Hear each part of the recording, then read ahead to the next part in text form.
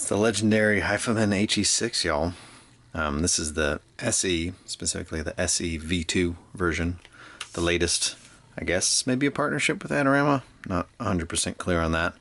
But the Hifiman HE6, I guess, came out maybe like a decade ago and lived in lore. And then the V2 came out. Of course, everyone, or the SE came out and everyone sort of was hating on it because it wasn't the original.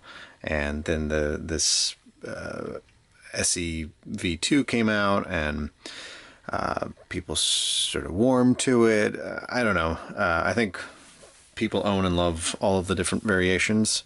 I've not gotten to hear the original, but I hope to one day. So this is purely a review of this, as if there are no other versions, because this is what I know.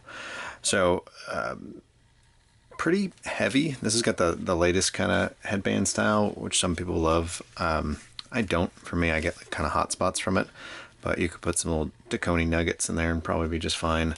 But it's a weighty headphone, and I have other headphones that are in the same 500 plus gram category, and for some reason this guy just, I don't know how it carries its weight. It just feels massive.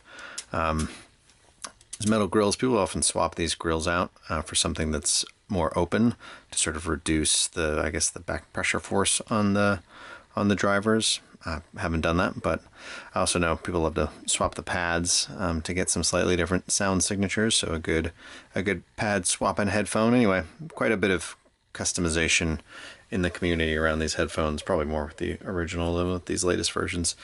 Pricing's super all over the place. You see these listed on Adorama's site for like $1,800, but then sometimes they'll go on like crazy half price sale. And I think originally when they came out, they had some quality issues, so they might have dropped the pricing to move a bunch of units and then anyway, pricing in the used market's kind of all over the place too, anywhere from say maybe $650 to $800. So if you're patient though, I think a nice pair could come into your life used for a reasonable price. When you think about these as a $1,800 headphone, they have to compete with a lot of pretty serious customers. When you compare them with, in the used market, other things that are, $700 or $800, they compare really favorably. So what's the deal? I guess the last thing on build is they do have the 3.5 millimeter connector, which is my fave because so many cables are swappable that way. Anyway, what's the deal? Why do people go so crazy for these headphones? Why have they inspired such passionate followers? Well, they are a incredibly fast, intense, powerful sound. They're very dry.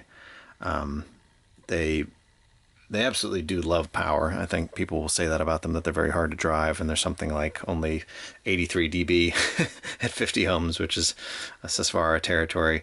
They do need a ton of power, and if you give them a ton of power, they really reward you. I listened to these on several different amps rated at around 8 watts. And when I went to amps rated less than that, they definitely struggled. You could still drive them, but you weren't really getting the point of this headphone. You also listen to these through an attenuator box off of speaker amps, and that was great. They really get a lot fuller and thicker, which is appealing to me. But yeah, they're it doesn't have to be a crazy expensive amp. I was using a used original shit Molyneux, which sounded fantastic. So I mean, there's definitely options there. You don't have to get into crazy spendy amps, and there's so many powerful amps now available, like coming out of the Ukraine and stuff too. So lots of good options if you need the juice to drive these guys. But they will, if you bring a warmer source to the party, like a warmer DAC or a warmer amp, they will cool it down, dry it out a little bit. If you're bringing a more sort of clinical dry sort of DAC amp combo to the party, that might be too much of the same. Like it might get too sort of pinny and intense. Yeah, like I said, super punchy. They're just, it's like a taut drum. They're just sort of hitting you with the music, and they are sharp, like sharp notes. You will feel them. Like you feel these headphones. Like they are a very physical listen.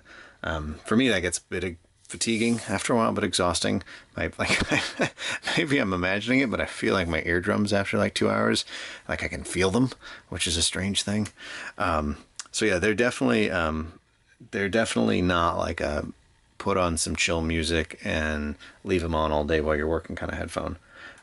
They're meant to be focused and listened to, and I think energetic music for me was the most fun listens. So really beat driven stuff, stuff that was really percussive, and just like stuff you kind of want to get out of your seat, and just really like intense music. Even though that sounds strange, intense music on intense headphone, but that's that's what worked for me. What else? Yeah, the bass is great and super tight and impactful. It's not super generous. It's not like bloated. It's pretty controlled. I sort of think about these things as like a featherweight boxer, right? Like dancing around the ring, very very light, very nimble, and then when they hit hard. And I think that's the right way for me to think about them. They've got this sort of lighter, thinner sound sometimes, but then they've just got this punch that's really addictive. They actually sound a little bit like the Susvaras. They're not as refined. They're not as sophisticated. They're not as detailed. They don't quite have the same space and soundstage, but they have the DNA. The DNA is there. And if you want a taste of what Hifiman's most expensive planar, is going for, this is a great, by contrast, incredibly affordable way to sort of experience some of that.